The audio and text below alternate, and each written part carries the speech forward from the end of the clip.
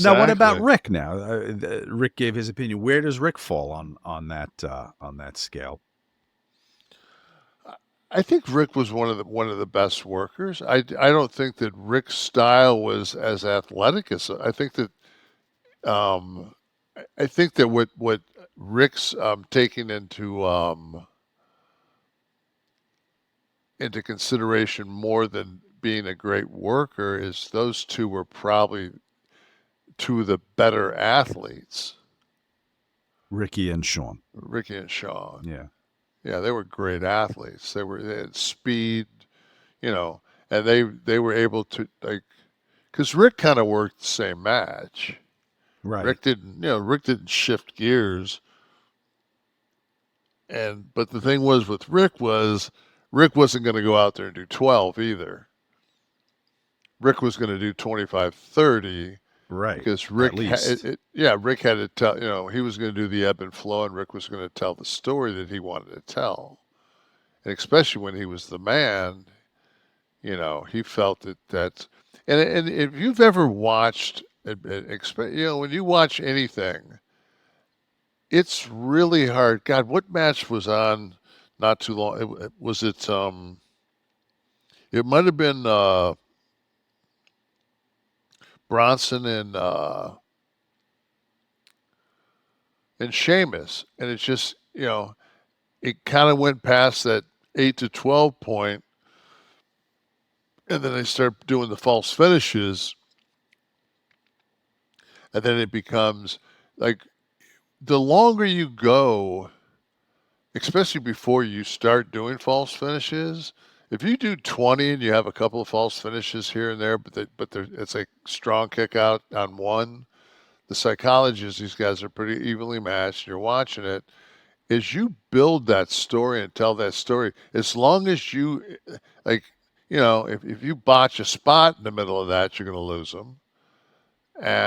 But if you go 20 and then you start false finishing, you're gonna have a much better match because now the people they're vested time wise, and then you know the the only thing you can do at that point is if you screw up the finish, you'll lose them. So as long as you don't screw up the finish, and you get some great false finishes, and the finish is good and it's creative, then like the people are gonna go home thinking that they saw something that was much better than it was because your psychology drew them in. I think that's the smartest thing of a great worker is the psychology.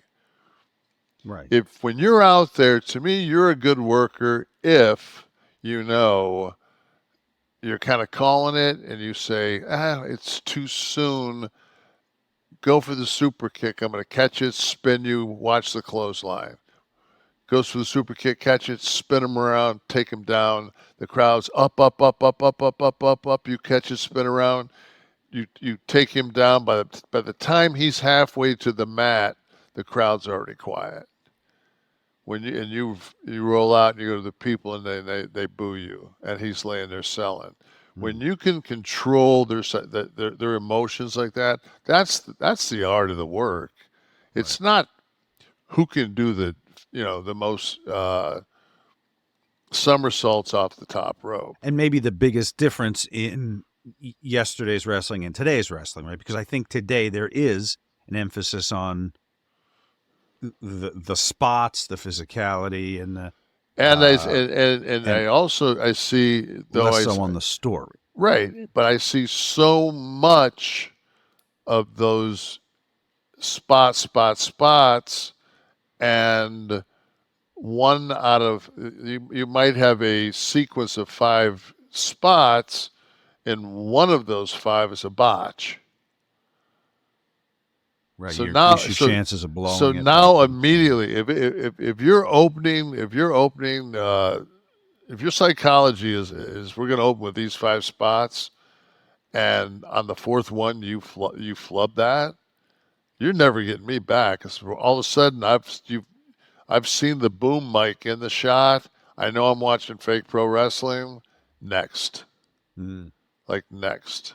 Now, if if you're just going to go caution to the wind now and set yourself on fire, sure, you'll get a reaction, but you won't get my respect.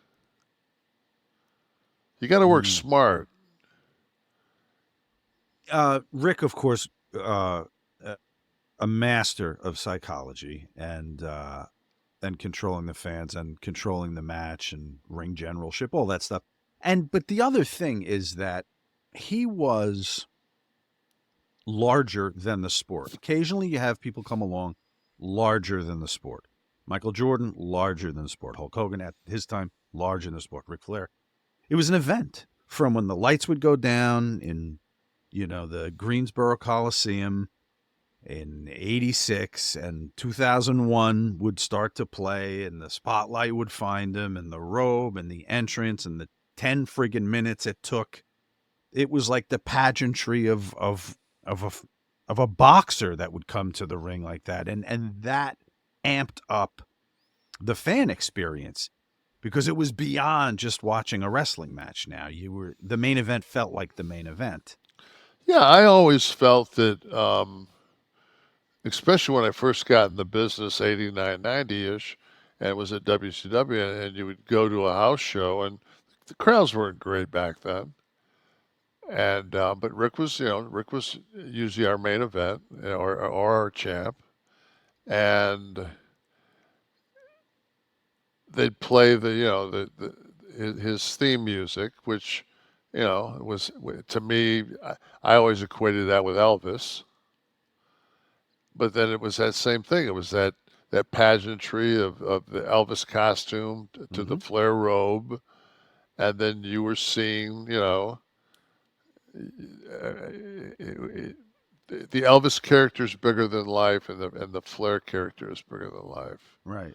So, and he had so much of that I think that made up for, Flair, that there were the ha-ha spots, the ass spot, the pants get pulled down, he'd do the face forward flop, the up, the over, all that stuff. That's the beauty of it all, is to take a person and take him through that gauntlet of the pageantry, the ha-ha,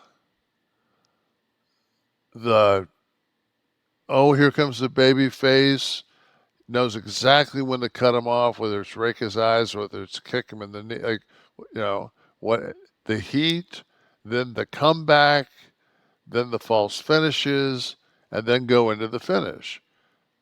And always, Rick would always cheat, especially early in his career when he was going territory to territory, and he had to pull that 10 pounds of gold to the next town. He got out of it, and it was the respect of the people was almost, he was the champion you loved to hate. Mm-hmm. Yeah. And, so that's what I'm saying. Like those elements isolated for other people, like we talked about the ha-has and stuff, like mightn't have worked, but because it was all part of the Ric Flair show, it was like going to see fucking Cats. I mean, you're going to laugh, you're going to cry, you were going to sing along. It was everything. You got the whole show when you got Rick. It was a class unto himself.